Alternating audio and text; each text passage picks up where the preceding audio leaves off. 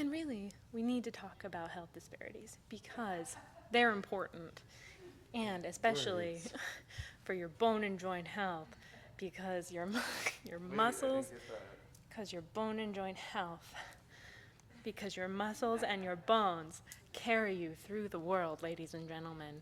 And what else is life but movement? Okay. MSK.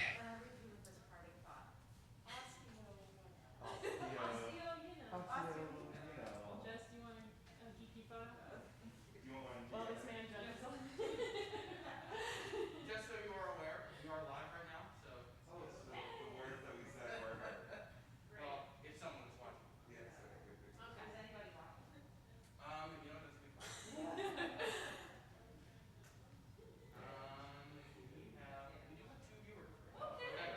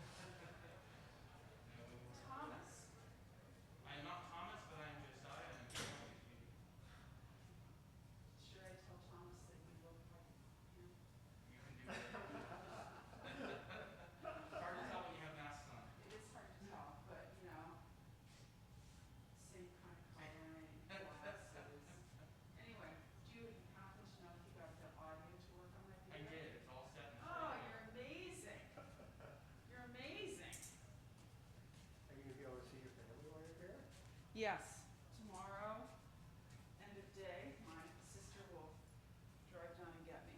Oh, that's nice. When And did then you come in? This morning or last night? I came in last night. Yeah. I mean, I would have come in this morning. I mean, like, there was time to come in this morning until there isn't time to come in, Yeah. right? Like, Correct. there's a flight issue, you know, like, Yeah. so I came in last night and then I just, worked. Yeah. Could I have a quick picture of you guys before you start, maybe near the podium? Yeah. Can you see that in the back? Sure. I'll do one with and without because it messes with the lighting, but we'll do a couple. Oh, we could do it. Yeah. You gotta take your mask off. Oh, yeah. I was gonna do that first. Yeah, exactly. Perfect. Okay, so we'll do one with the slides. 1, 2, 3. And then we're gonna pivot near the Oh, yeah, podium. well, don't we have like Magee-Womens Yeah. Summit, don't we wanna get that? So you want them on each side? And we'll do it on each side. Okay. Thank you for indulging me. Wait, sorry. You're good. There, no, it's not in the picture. Okay. 1, 2, 3. So, thank you. Okay, Thank you. all right. You done many remote conferences? It's still not used to. Yeah, but I don't like them. I know, I don't either. I mean, they're, like, It's you hard have to no gauge the idea, audience. right, it's like anybody's, like sometimes, you know, you have all the pictures up on the screen, but it's Right. terrible. Yeah, it's very hard to Yeah. gauge. But they had virtual, this was hybrid, right? Yeah. Yeah, oh yeah, there's even people here that said they're gonna watch it Hybrid. remotely. They're here, but they're gonna watch it on their remote side. I think it's 'Cause one they can thing see if you both. everybody is virtual, like it's sort of easy if everyone's in the same bucket, but How are you guys doing with your COVID numbers here? they're creeping back up again. Yeah. My husband's a hospitalist, so we were talking about this, so I usually get a daily report. They're creeping back up again, but I actually work in a COVID testing lab, so. oh, you would know better then. Yeah, they're They're creeping up up, a right? little bit, yeah. But, yeah, we're seeing a higher volume a week ago.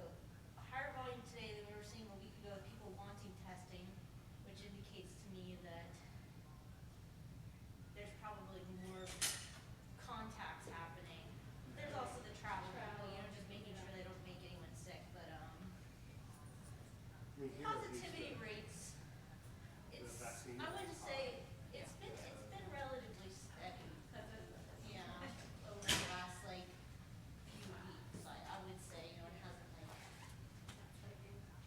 I don't think the actual rate is like it's been Well, my oldest has put it upon me that it's my responsibility to get my husband to get a booster. how's that going? It's not, okay? And the only reason he got vaccinated in the first place is because my mother-in-law was alive and he took her to get vaccinated. She must be vaccinated.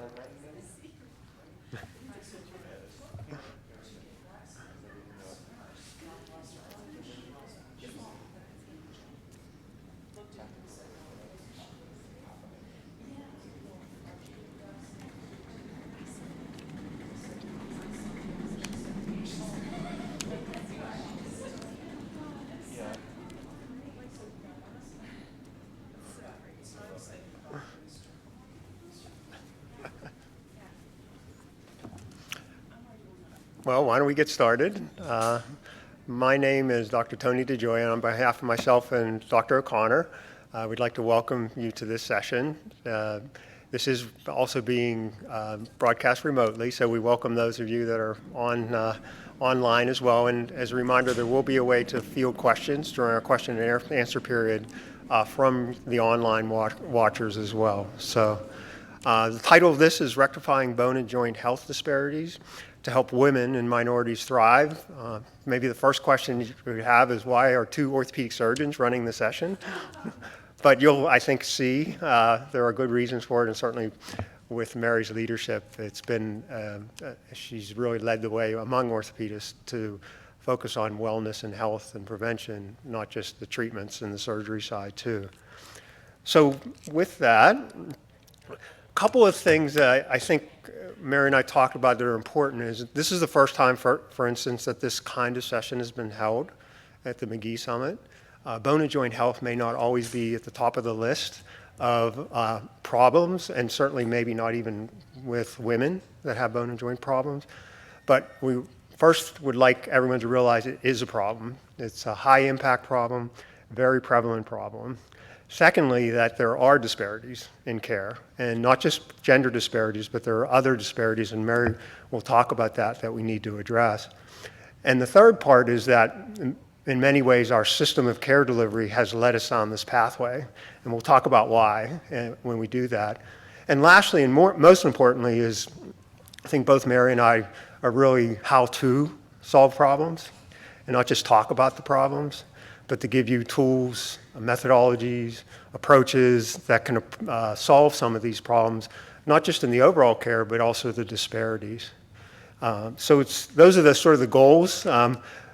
Today, I'll give a brief introduction. Mary will talk in more depth, and I'll come back up to talk a little bit to introduce what will happen tomorrow. So we'd also like to plant the seed. We are going to have a how-to workshop, 2-hour workshop tomorrow. So if you're interested in the themes and what we're doing, tomorrow's really focused on giving you the tools to go back home and start providing solutions yourself. And it's not just for bone and joint health. The tools that you will hear about and the methodologies and approaches are for any care experience in any setting to reduce disparities and provide ideal care. So we hope that if you'd like to attend tomorrow, think of it as, yes, we use bone and joint health as an example of what you can do, but the lessons and the tools you can apply to your own care experiences as well. So just as a higher level review, again, high impact, very prevalent. It's nationally, 1 in 2 adults are affected in some ways. This is twice the rate of chronic heart and lung disease, and women are disproportionately affected more than men, as well as subgroups within that as far as racial factors, socioeconomic factors. Everyone is living longer and more active and wants to stay active. There's no doubt about that, particularly with the baby boomers. It's in all of our offices, everyone wants to stay active. And then lastly, and this addresses some of the systemic problems, is musculoskeletal issues are sort of like a cluster of orphan diseases in the sense that there's no one provider that owns the bone, right? And you think about it, we deal in one phase, rheumatologists do another, OBGYN may do another, endocrinology another, but there's no sort of central approach to that. And that creates these silos in healthcare, which then result in uncoordinated and fragmented care. And there's no doubt that happens in bone and joint health. Why hasn't it been sort of a higher impact kind of issue? Well, first, I think the lack of education and understanding by patients, but also by the providers, because many PCPs, for instance, don't even appreciate some of the factors that we'll be talking about. It does have low mortality. It's not like cancer treatments and heart disease and things that have a very high mortality. It's not zero, though, because especially if any of you've had family members fall and break their hip, right? I mean, there's a high mortality associated with those kinds of things. But it definitely fits in differently. But it is high morbidity. It affects people's activities. As far as the impact on the economic system, it's huge. And most importantly, it can result in chronic pain. And chronic pain syndromes, we know, are difficult to deal with. So why does it matter? It's widespread, high impact, high cost. Depending on the surveys you see, I think musculoskeletal problems for Medicare is usually number 1 or 2, if you can include back and all expenditures for Medicare. So it's very high impact for the community, not just as individual patients. It's not just a disease of older populations. Many of the things we'll talk about start in your youth, and are preventable if you do have early evaluations or early education. And there's no doubt there's disparities for care on the patient side, but also on the provider side. And we have to solve the provider side to help solve the disparity that occurs with patient care. So we all have a role in playing, improving bone and joint health. And that brings me to Mary. I've known Mary for quite a few years. One of the things I always talk about is we sort of both started in the technology realm with navigation and robotics, right? And all that, but we also, both of us, I think, made a flip to recognize that technology is important, but process with technology is probably more important, and process by itself is probably even more important as far as having a high impact. And you'll hear more about that from Mary. But she's a nationally recognized leader for health equality. She is an orthopedic surgeon, but she also chairs an effort that you'll hear about called Movement is Life, which they just had their caucus last week in DC. She's been a real champion for that since 2010. She's always championed diversity and inclusion in the orthopedic side, on the provider side, not just on the patient side. And she actually was the past chair of the AAOS, American Academy of Orthopedic Surgery's Diversity Advisory Board, and on Women's Health Issues Advisory Board. She's been practicing for Mayo Clinic. She's started the program led the program in Jackson, then Yale. Recently, she is now CMO for a startup company, which I hope we'll hear about in this, because it's quite a transition for a practicing orthopedic surgeon, but no less has kept her passion for addressing the issues that are here. So I'd like to introduce Mary. She's a real champion, and on top of it, she's a Pittsburgher. She grew up in Newcastle.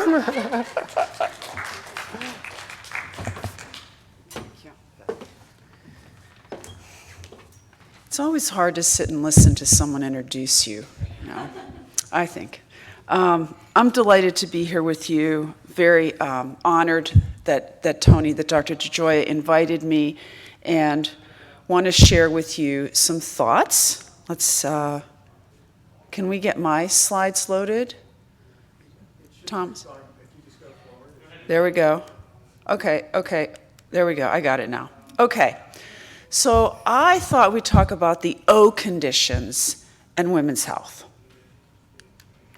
A couple disclosures: I do consulting work for Zimmer Biomet on health disparities, and I'm also a consultant to a Swedish company called Bone Support.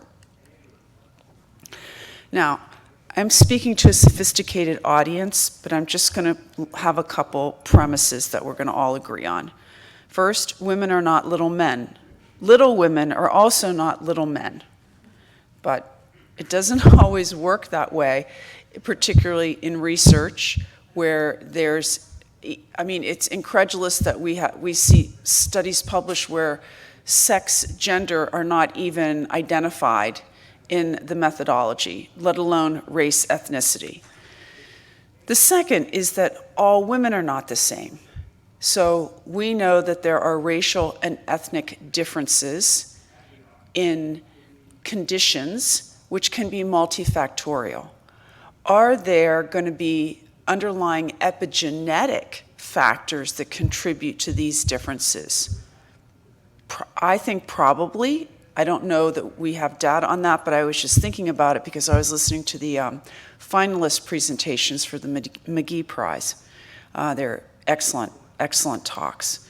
So the first condition to talk about is well known: osteoporosis.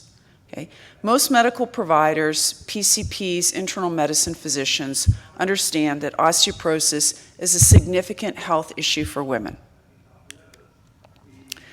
They also appreciate that it's essentially a silent disease. And most women don't pay attention to this until they sustain a fracture. Now, this is not a disease that is just about women, because it happens to men too. It just happens to men about 10 years later. And interestingly, this was like the only condition that I could find where I found reverse discrimination in the clinical trial and medical literature. Because almost all the big pharma studies on bisphosphonates were all done on women. Like, as if men don't get osteoporosis? Of course men do. Now, again, that's a very unusual situation, right? Because if you look at clinical trials for all kinds of other commonly used medications, they're dominated by men. And in fact, if you look and see the drugs that are most frequently pulled off the market, they're pulled off the market because of adverse effects in women. But nonetheless, for osteoporosis, the women have been well studied and the men have had very small studies, 200 subjects, where the studies with women are 20,000 subjects. So it's a silent disease. We don't pay enough attention to it. And of course, the key is prevention of osteoporosis. So over the age of 50, it's estimated that 50% of women and 20% of men will suffer an osteoporosis-related fracture. That's honestly like mind-boggling if you think about it. And the cost to the healthcare system, and as Tony mentioned earlier, the suffering of patients related to these fractures is not inconsequential, okay? And so the fact that we do not pay more attention to this highlights the failure, in my opinion, of our healthcare system to really provide good care to everyone. So this is a greater impact to women than men, but it's still really important. Now, let's look at the influence of race and ethnicity. So over the age of 50, estimated percent to have osteoporosis for non-Hispanic, white, and Asian women, almost 16%. For African American women, that's about half at 7.7. Hispanic, even higher, 20.4. Now, I mean, there are going to be reasons why we see this difference, and certainly we know there are some genetic predispositions, right, for some people to develop osteoporosis, but we still need to pay more attention to these race and ethnic differences in terms of how we're approaching population health. Because, for example, I don't believe that in the Latina community, the importance of bone health is emphasized. And since they are the cohort with the highest risk, that's certainly something we can improve on. Now, we all know it's about prevention, diet, exercise, healthy lifestyle. You know, if I had a magic wand, what would I do? I would erase childhood obesity, and I would erase low vitamin D. Two things. And low vitamin D is easy. Everybody should be taking vitamin D. Like everybody. That's one of my mantras. Even the friends of my children hear me talk about vitamin D. Are you taking your vitamin D? Because without D, you can't absorb the calcium, and so you need D and calcium for strong bones. And you need weight-bearing exercises. It's also important that we focus on young people because it's building your peak bone mass that is critical. So, except for maybe our AV guy back there, most, probably all of us have reached our peak bone mass and we're on the decline. So peak bone mass comes in your 20s, okay? And so the more active you are, the more athletic you are, the better nutrition you have as a youth growing up into young adulthood and maybe up into your mid to late 20s, the better bank you have to draw from. Because then it's a race between bone loss and death as to whether you're going to have an osteoporosis-related fracture. So the more you've got in the bank, the more you can take out before you hit the fracture threshold. So very important. Let's look at physical activity. First of all, the country, we have obesity epidemics, we have an epidemic of sedentary lifestyles. Everyone has become more sedentary. This is very, very unhealthy. We also know that women are not as physically active as men, and if you look on the right, you're going to see that for young women, for girls, 12 to 17, there's really no difference between white and Latina girls. But if you look at Hispanic, that's other. There is a difference. If you look, Caucasian women have the highest levels of physical activity compared to Latinas and African Americans. And the younger women are more active than older women.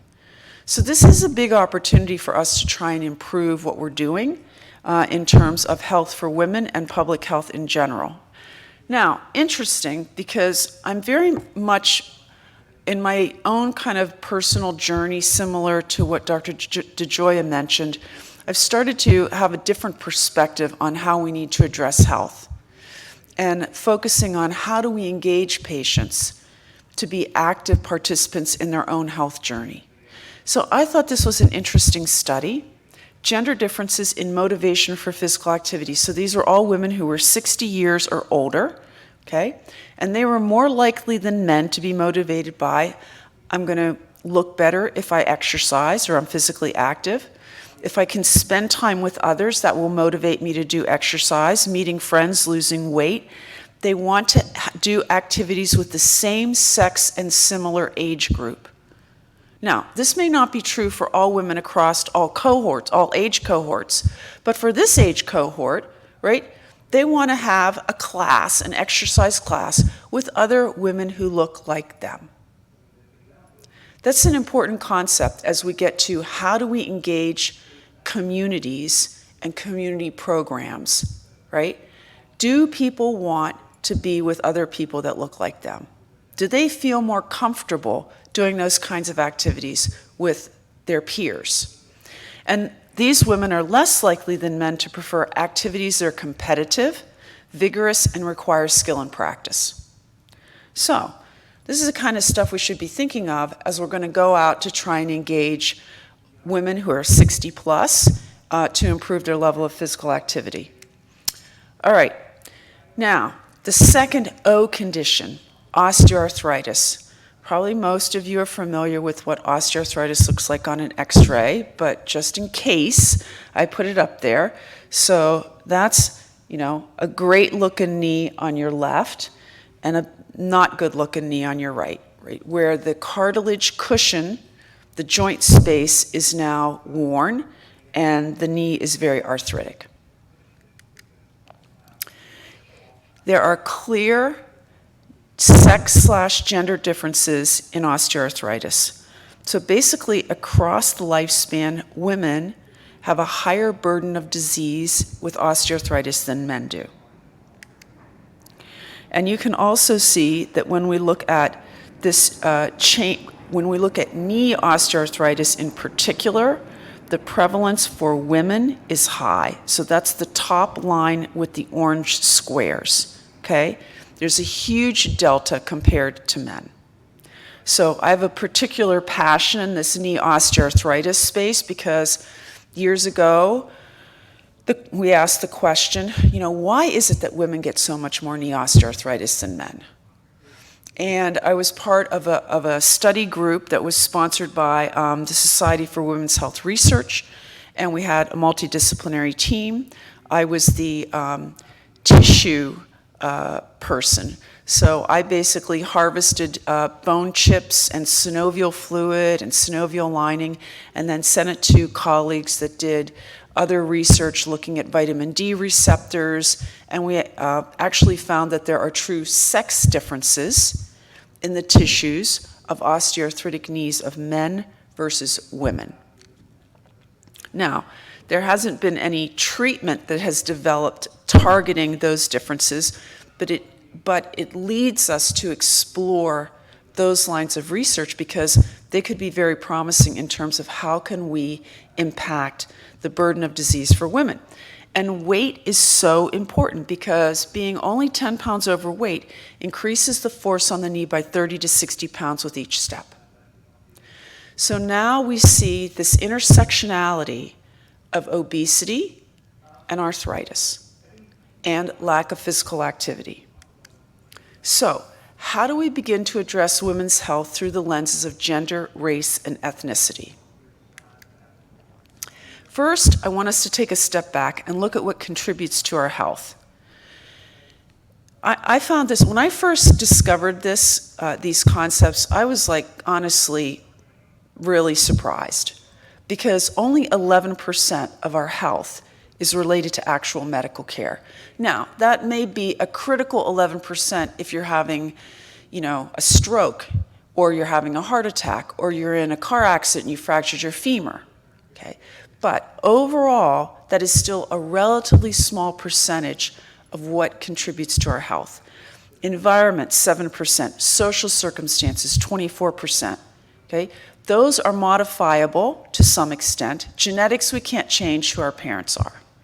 But the biggest factor that contributes to our overall health is our individual behavior at 36%. And regardless of someone's social circumstances, regardless of their economic status, there's opportunity to improve health through adopting healthier lifestyles and improving our individual behavior. Now, that is also a hard thing to do, but there's opportunity. So, second, I want us to understand what we call the medical vicious cycle. So if we start, oh, okay, that was not the good thing. All right, maybe there's a pointer, maybe there's not. Never mind.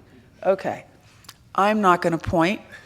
I'll let our young AV guy, whose name was Thomas, but now it's someone else, get that back on the screen. All right, we'll start with joint pain. Joint pain leads to limited mobility, lack of physical activity. What happens? We keep eating the same, we gain weight. That weight I just showed you puts more pressure on the knee joint, exacerbates knee pain. So now this circle creates end-stage osteoarthritis. But that's not the only thing that happens with this cycle, because with lack of physical activity and obesity come the development of heart disease, hypertension, diabetes, and depression. So now these are the patients that will come into our clinics, seeing an orthopedic surgeon because they have knee pain and arthritis, and they have hypertension, diabetes, they're obese, and they're also depressed, which most orthopedic surgeons don't even want to think about, you know, like, oh my goodness, should we even evaluate this patient for depression? Yes, we should. Do we? In general, no. Okay. So the key to breaking this vicious cycle is movement. Keeps our joints healthy, helps us keep our weight down, right?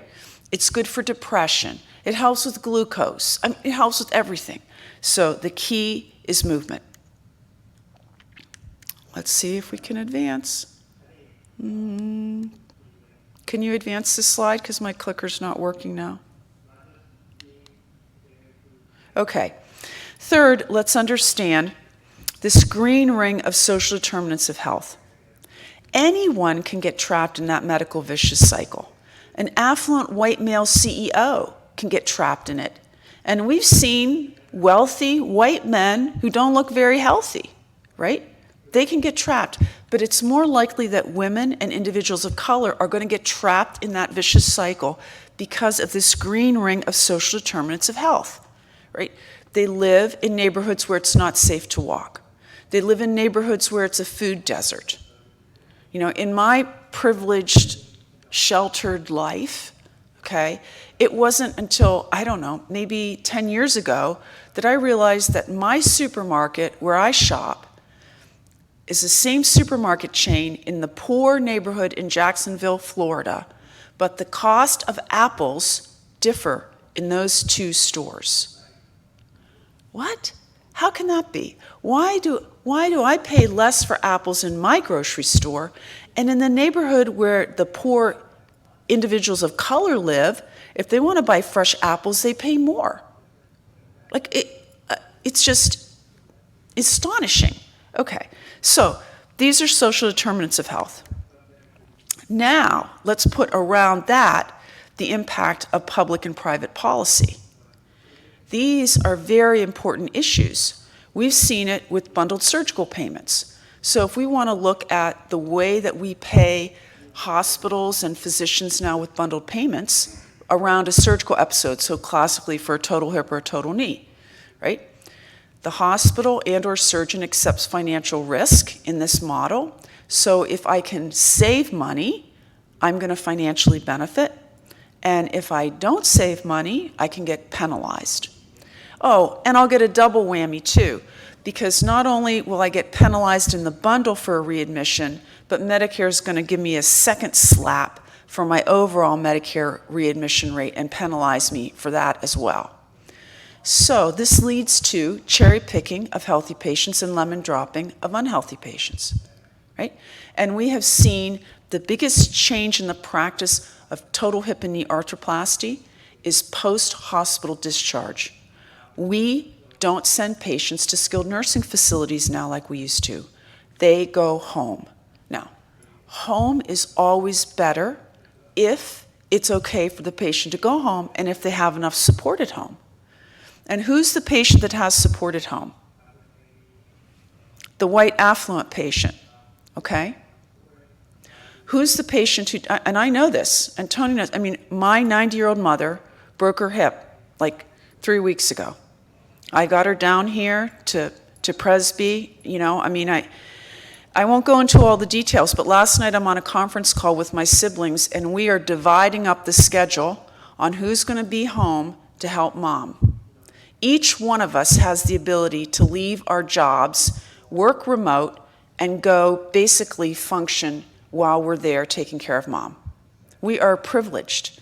So many families cannot do that, okay? And for families of low socioeconomic means, how can they take care of mom who just had a hip fracture or just had joint replacement surgery, right, when they're just out of the hospital? But now the surgeon doesn't want to send them to a skilled nursing facility because it's going to cost more money and disadvantage them in the bundle. All right, enough on the bundles. And now, this year, I had to put yet another ring around this, right? The pandemic ring. Who are the essential workers?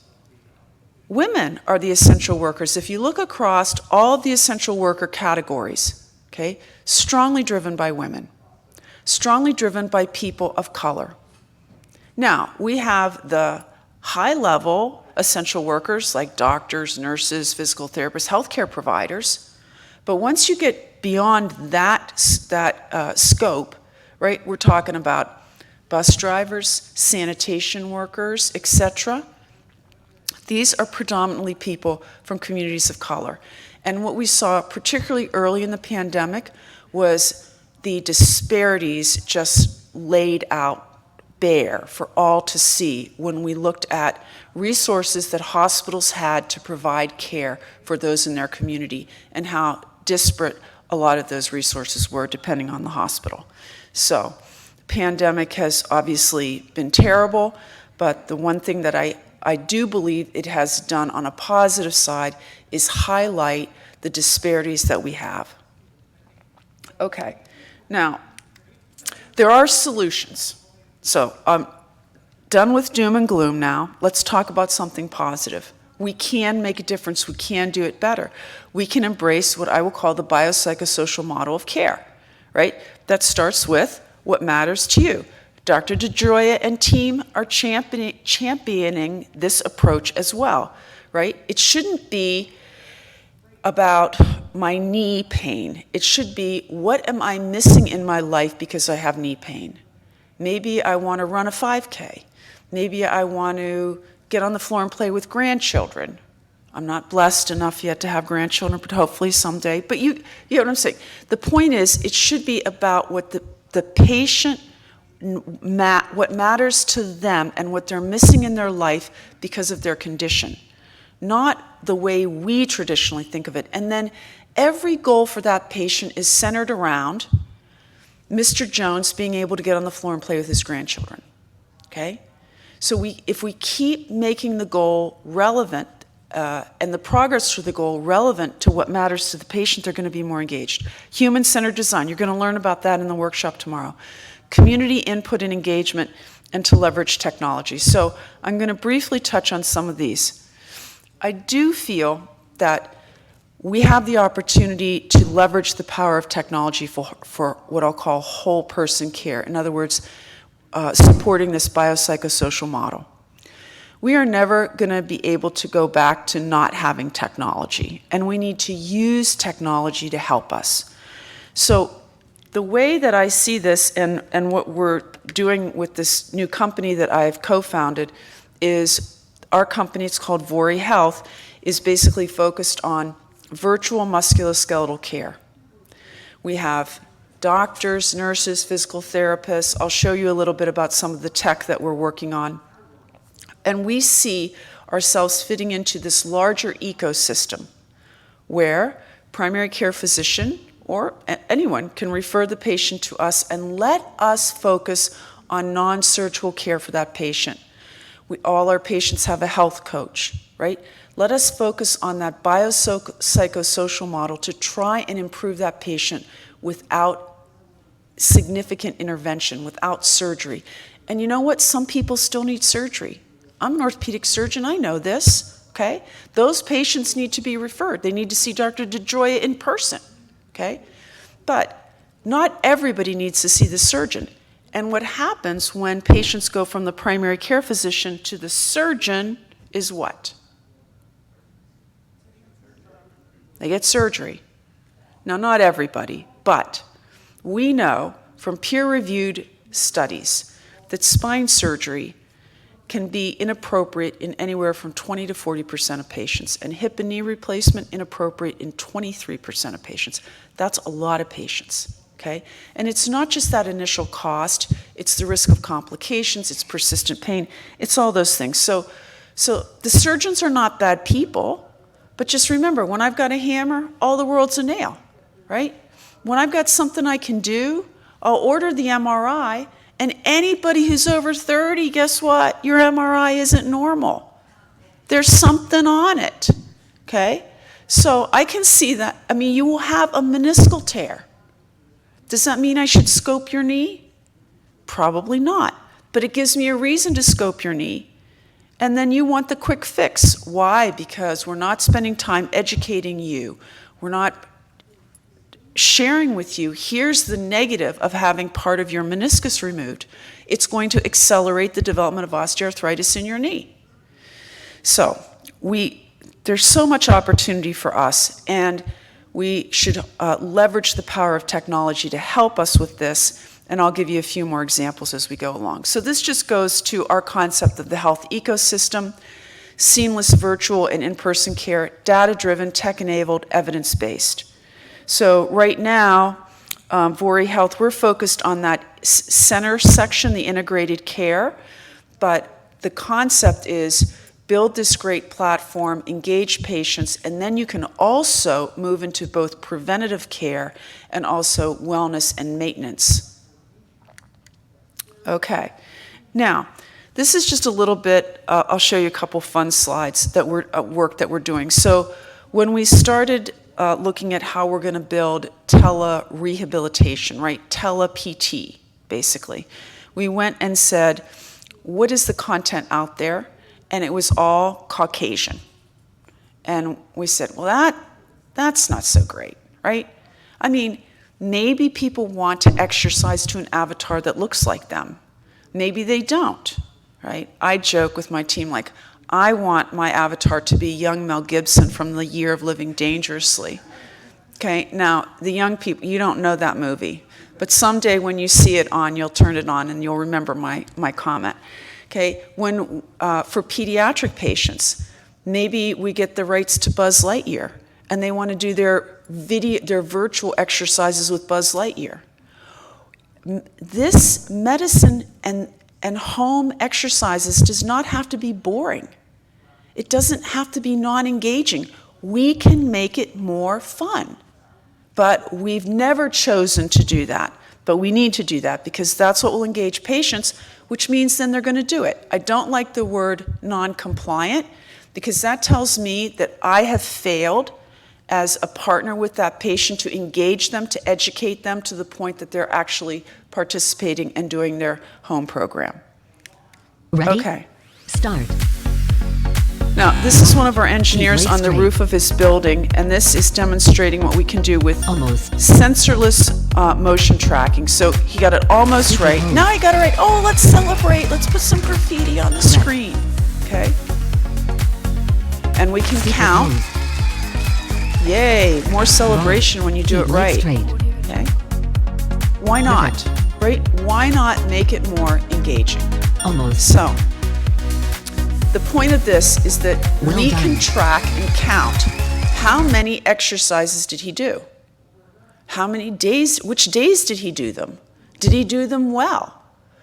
We can evolve to where we could have AI-driven algorithms that will allow patients to advance at their own level. Right now, when does the patient advance? When they go back to see their physical therapist for a face-to-face visit, and the therapist says, okay, you're doing well enough that we're going to give you some harder exercises. We're going to advance your home program now. Well, we should be able to do better than that. Or if the patient isn't progressing, then maybe we have to back off.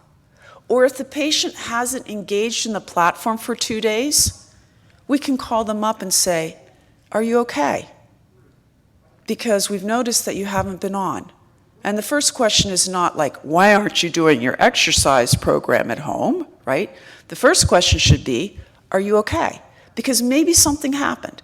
So again, we can leverage the power of technology to engage patients and to do a better job of driving a care plan with them. Because if they do this, they will get better.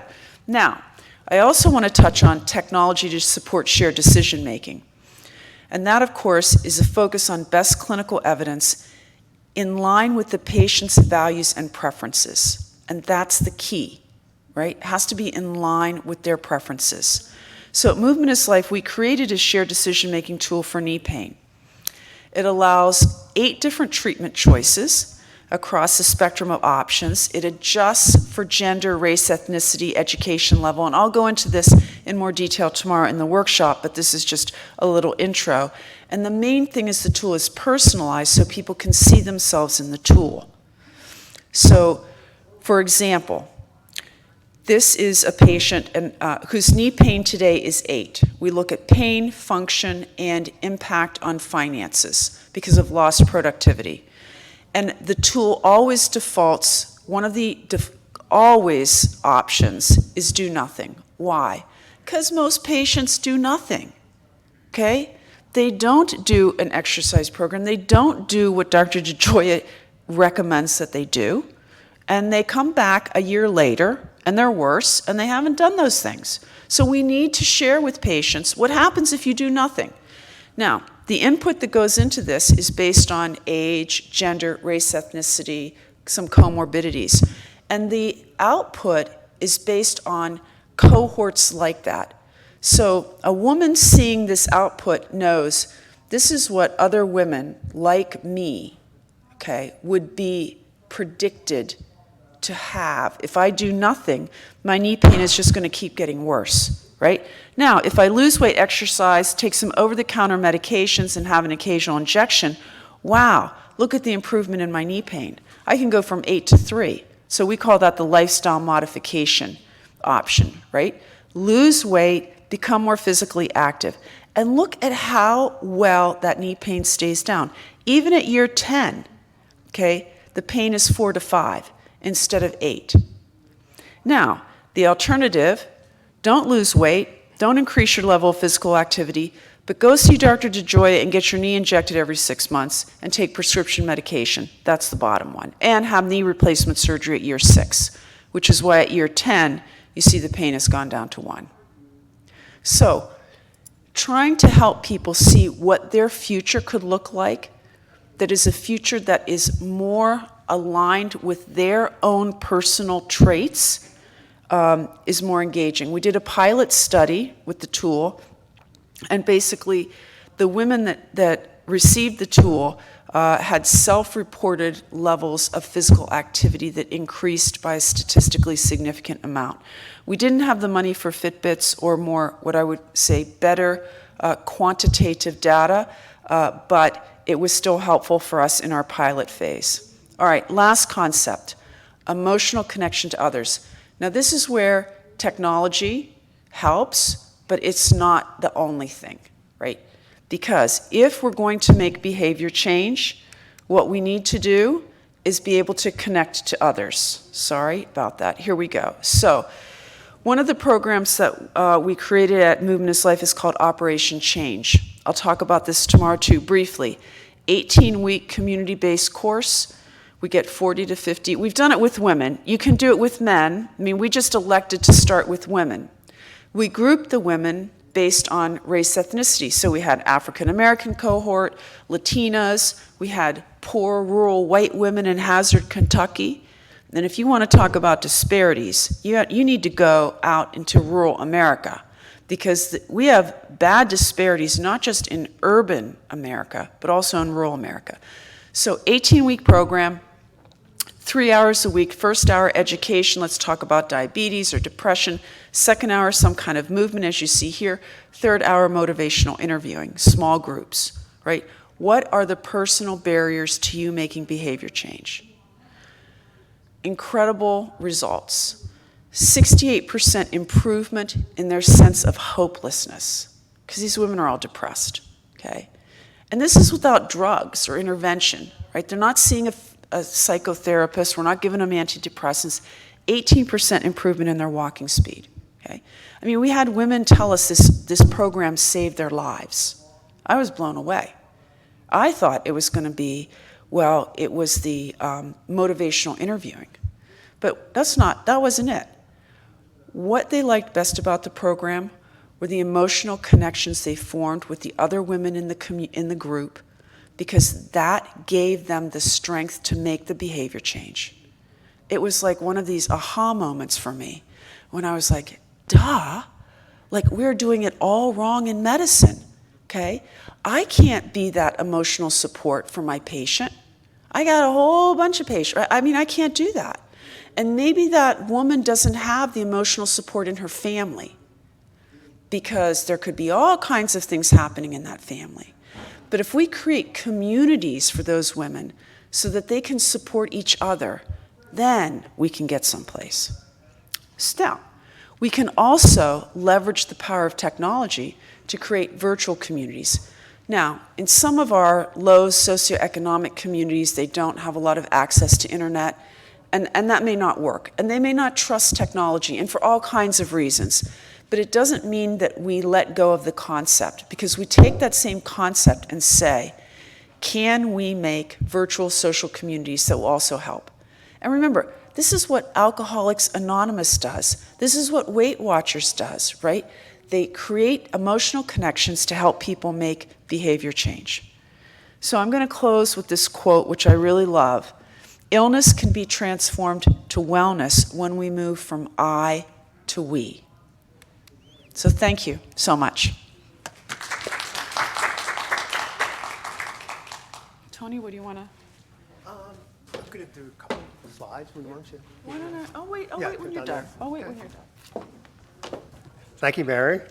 And a reminder, too, for those that are listening in, that you can start sending in your questions, because we have it set up that we can review questions as they come in. So please do that, and we'll take questions here as we move on. So again, just to sort of take the next steps and plant the seeds for tomorrow, as you've heard, there are lots of levels of problems that we have to deal with. Certainly the system of care delivery has resulted in uncoordinated and fragmented care, and as Mary mentioned, in many communities it's just non-existent. Secondly, the patient's needs are not always heard or factored into the treatment plans, particularly for bone and joint health, because it is uncoordinated and fragmented, and we have these disparities. So what are the opportunities for improvement that you can look at? Is first, we need to break down the silos in the current system, and that's by developing interdisciplinary programs that focus on the patient needs and bringing the services and the resources to the patient in the way they want to see it, rather than have to go see multiple different physicians or providers in the system, which is what happens now. You have to look at these gender-specific and cultural, socioeconomic aspects, or else you're not going to solve the problems. And there's certainly, Mary didn't talk much about it, but there's certainly disparities on the provider side, especially in musculoskeletal issues, especially in orthopedics, that we have to address. Because as Mary said, it just is important that we have in the community, patients talk to people that are like them. If we're not going to solve all the problems unless on the provider side, we also have the same people that are the face of the person that they're taking care of. So about a year ago, and this actually came out of the pandemic, since we had some time, we developed this concept called Center for Bone and Joint Health at Magee as a pilot program. And I'll talk in more detail about how we developed this tomorrow. But this was a center that was attempting to bring together multiple subspecialties to focus on the patient's needs. It's all non-operative. We are part of the collaboration, the partnership, we meaning the Bone and Joint Center, which is the surgical side. But it was very much a collaborative effort. And we're in a great location at Magee-Womens Hospital because these services are here. And there's been a focus, obviously, on women's care for many, many years. So we thought it was the right time to be able to do that. The mission is co-design care programs, and co-design means with the patients. I'll talk tomorrow. There's a science that most people in healthcare are not aware of. It's called the experience-based design sciences, used in every other industry except for healthcare. And the number one rule is you always involve your end user in developing the systems of use, always. And you view everything through their eyes. So it is a science for those of us that are in a science and in healthcare. And it's proven. It actually, as an aside, was established by a professor at Carnegie Mellon, and he won the Nobel Prize for it, Dr. Herb Simon, if you're from Pittsburgh. He developed the experience-based design sciences in Pittsburgh and won the Nobel Prize for that science. So we have ties here in Pittsburgh with that. What it does allow you to do, though, is develop what we call personalized care as an approach to deliver care for everyone better, but also you can, in a scientific and a organized way, approach the disparities too, because you again are always looking and asking what's special, what do those patients need in those groups. So it is a personalized care approach, and although it sounds far-fetched sometimes that, how can I provide personalized care for the hundreds of patients you see in the office, it's possible to develop a system to allow you to get to that point. And it's certainly increased the proportion of women in orthopedics and particularly adult reconstruction surgery. Women, Mary, I think right now residence is maybe 15, 16% total. And adult reconstruction is less than 1%, which is what Mary and I are in as far as women participation. So again, there's a provider need that we have to focus on too. The tools for success and some simple ways to get started. Sometimes this can seem overwhelming to many of the groups we talk to, but there are real things that you can do right away. Go back on Monday and start doing. We'll give you some of those how-to tools tomorrow, but the three main ones is, as Mary talked about, what matters to you, we think is the best place to start in the co-design process and to open up your eyes on what your patients need. And there's a methodology to this too. Co-design, which again is engaging the patients, the community as well in the design of care, and also the frontline staff. It's one of the things that we sort of forgot about, or maybe we didn't think about so much, but it's amazing how the frontline staff want to participate in the redesign of care and never really have an outlet to do that. And then lastly, team building. We focus a lot on team building because when you get to the implementation phase, that's always the biggest hurdle when you do these, these are disruptive kinds of approaches. To really implement it and to get traction, you have to engage your teams. And the teams are very different than the kinds of care teams that we talked about in the past. What matters to you, we're not going to take credit for what matters to you. It actually started in Boston. And I just blanked out on the name of but Maureen Bisignano, who was the CEO of IHI for many years, was the one that championed this tool, and we took it and sort of made it, operationalized it, made it useful. But it's asking open-ended questions about people's priorities. You don't ask, what's the matter with you? You ask what matters to you. And that's how you start the conversation. It's amazing how easy it is to do. You get impactful information and you can get actionable information. And this is, if anyone wants to start, to me, this is the simplest and high impact way to start. And you could literally start Monday. And we have a whole bunch of stuff online and questions and surveys and things that we've used. Co-design, as I mentioned, is a science. Key thing, everything's viewed through the eyes of your end user. Team building. It has to, if you're going to implement these changes, you have to build these teams. They're very unique because it cuts across your organization. It's not, it goes from the frontline staff all the way up to the VPs, and a different kind of coalition than you've had in the past. So we did this and we started this process as a pilot project. These are actually the partners right now at Magee that are participating in the Center for Bone and Joint Health. Midlife Health Center, Dr. Petrogallo is here, she'll talk tomorrow. They focus on perimenopausal and menopausal issues, and it was a perfect place for us to start because there's so much crossover between, bone and joint health and what happens there.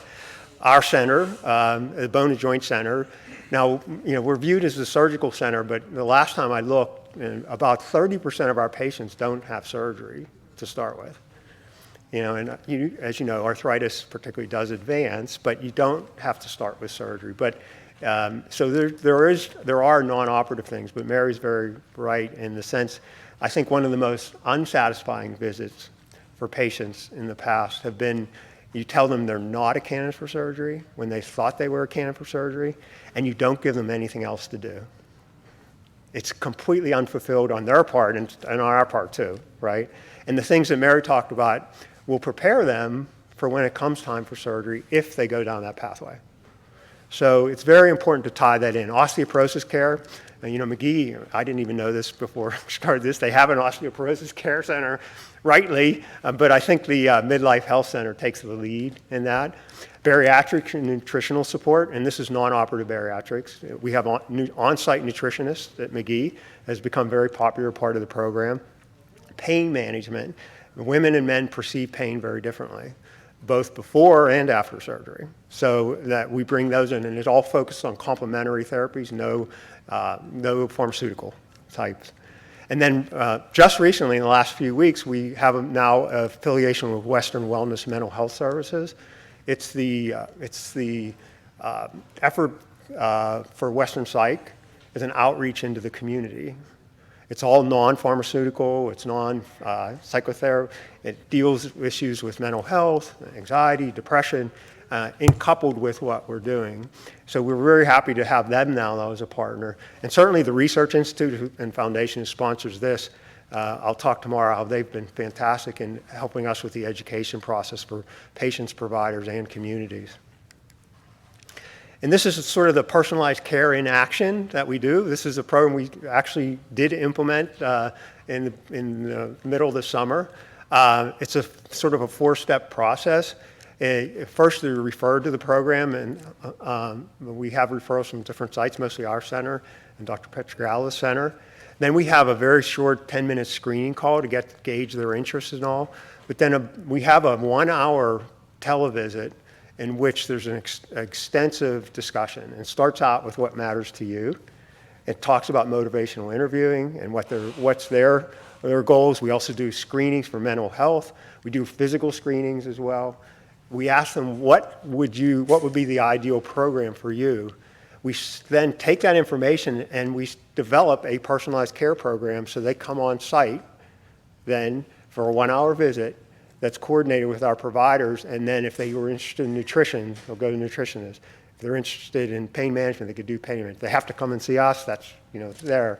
It's exercise. I mean, it's all tied in there, but it's personalized based on what they need. The nice thing with this is, when we talk about personalized care, there are themes, right? I mean, there are sort of categories of interest that always become important. And the things that always have bubbled up is motion and activity, nutrition, pain, and managing and pain, non-pharmaceutical management, and mental health issues have always bubbled up. So you can begin to make some generalities at the same time of having the personalized care program. So with that, I just, first of all, like to thank everyone here and remotely if you're listening in. And again, plant the seed. Hopefully at least got you interested in learning more about bone and joint health. But more importantly for tomorrow, it's really a how-to workshop. We'd really like to, we have a faculty, including Mary and myself and Alana, to understand what the problems are, but also take some of the tools we've developed and back to your own communities. So with that, we do have some time for question and answer period, and we have some questions there too. Why don't you take the podium, and then let me. No, is there a portable mic? Besides that one? We can share, Tony. That's the Q&A mic right there. Yeah, well, so that they can hear me ask the questions. I don't have an additional mic, but there are two mics. Well, just come, we can share. So first of all, whoops, sorry. Are there any questions from the audience you want to start? And if you use the mic, since it is remote, you have to have audio so they can hear. Denny? And introduce yourself, too, when you... Hi, my name's Dennis English. I'm an obstetrician gynecologist, and this is an interest of me, primarily because I have an elderly mother, like yourself, who has some of these issues. More of a comment than a question. It was rewarding to see that you have identified the use of motion and activity in really improving life for many folks, particularly the depression issues. The interest I had this morning, I was taking a course on aging and cognition, and you may add this to your program, in that it turns out the thing that's most associated with improving cognition in the elderly is activity. Absolutely. And so I suspect if you look at the group of folks you've been working with as far as using motion to improve their bone health and depression, you'll find it also improves their cognition. Absolutely. And a couple years ago, now I'm going to embarrass myself because I'm going to blank on the name, researcher here from Pitt, University of Pittsburgh, doing research looking at cognition, physical activity, and race, ethnicity differences and disparities. So the connection between physical activity and brain health is, as you know, well established. Just like we're seeing this resurgence of the gut microbiome and brain health. Like all of a sudden now, you are what you eat. I think my mother taught me that like a long, long time ago. But now, with all this additional new research, it's really emphasizing like we have to pay more attention to that in order to be healthy. So it's all the things that we know we should do, right? We should sleep. We need to exercise. We need to eat right. We need to have social connections, people that we care about who care about us. If we did those things, we're probably going to be pretty healthy. So there's a question online, which is a good one. It's about motivational interviewing. And this is something I was not aware of before we even started this program. And we learned it from Movement Life and Operation Change. So, Mary, maybe you can just explain what motivational interviewing is and why it's so important. So, motivational interviewing is helping an individual understand what their personal barriers are to making a change.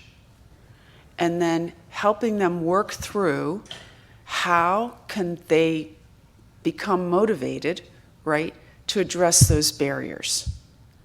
I'll share a story with you because I think it's really, it impacted me. So one of our women from our Operation Change Chicago program from the Latina group, we had a Latina cohort, we had an African American cohort. And that's another thing, when we first started this program and we were experimenting, we decided to group the women based on race ethnicity. And we had people say, well, is that really what you should do? Shouldn't you kind of be treating everybody the same?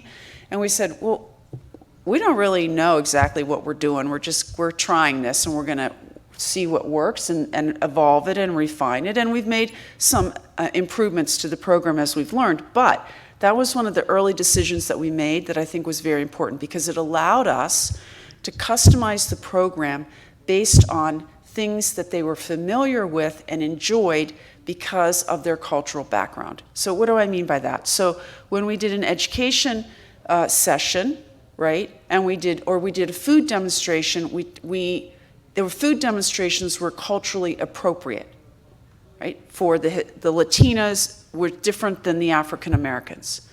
So there was one woman in the Latina group, one of her barriers to change that this came up with the motivational interviewing was her husband and was very much against her bringing home these newfangled diet ideas, cooking ideas, right?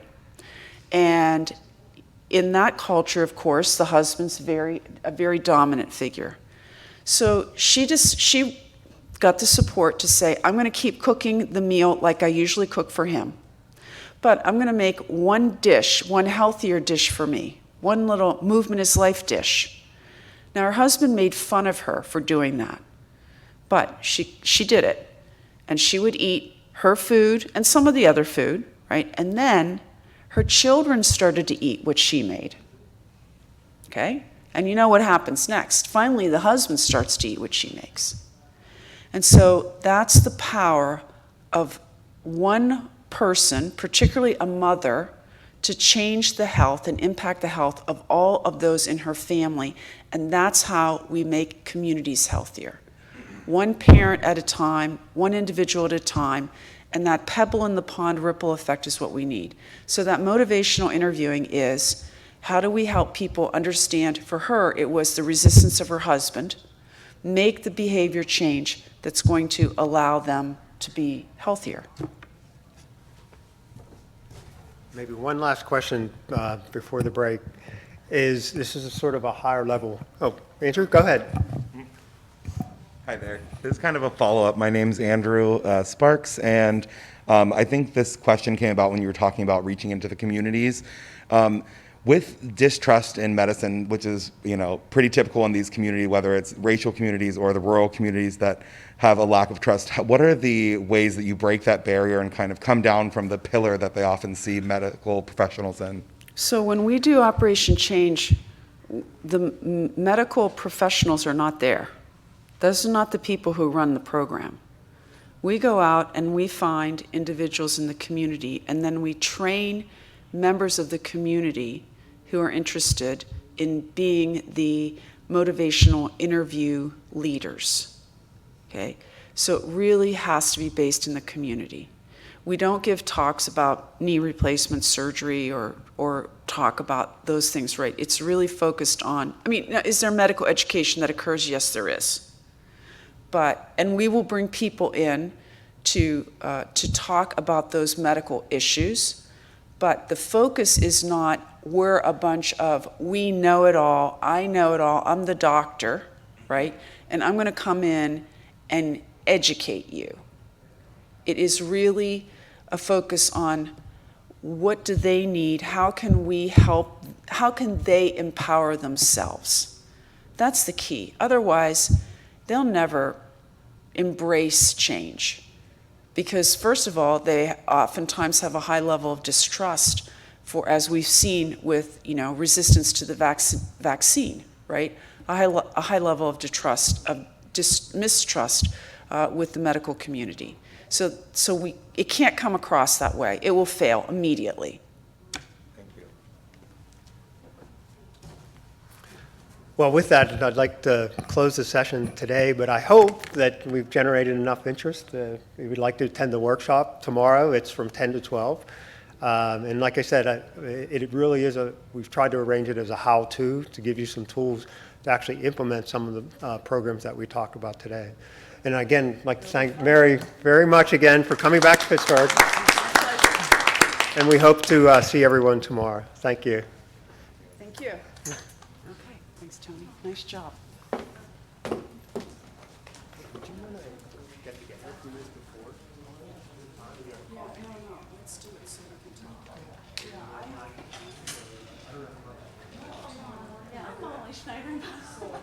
It's so, no, it's so great to see people in person. I know, when I saw Andrew just, I was blown away. We should have all brought little frames for our faces. Oh my God.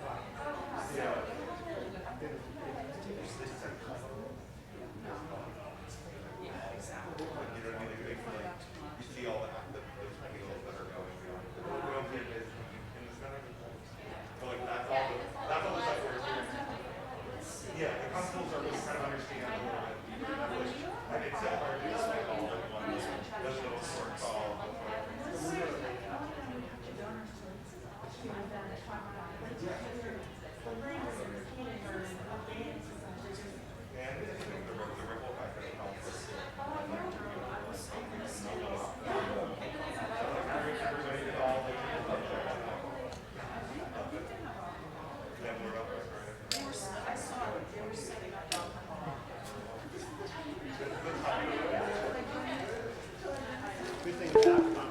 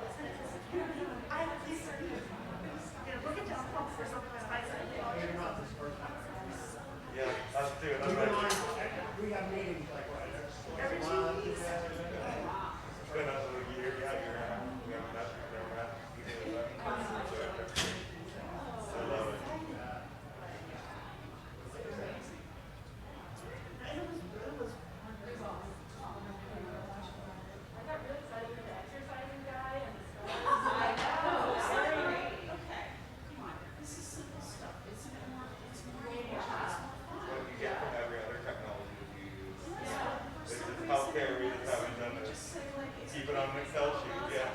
Right? Because you're gonna do it because I told you to do it, because I'm the doctor, and you're gonna, all this determinism, it's just. So you have to figure out. Me before that. Yeah, and create an experience with them that is something, I say fun, because I do think it should be more fun, we're gonna be a lot of these very serious. But like, it doesn't have to all be so boring.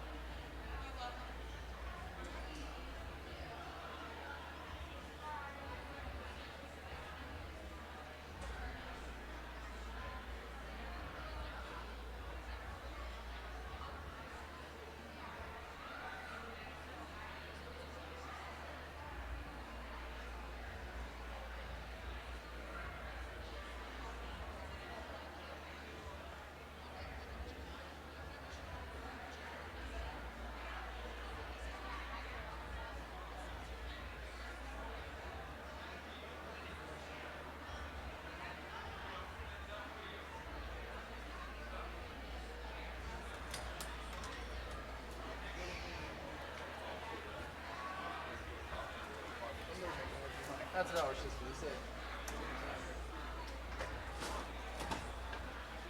Hey, you had it.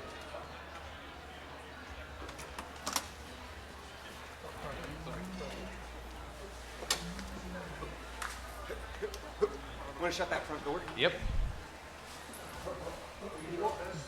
I'm going to take the light out. So we got 7 people. Hey, Doc. Lights are.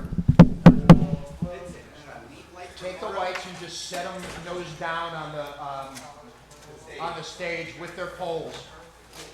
So we're not disassembling.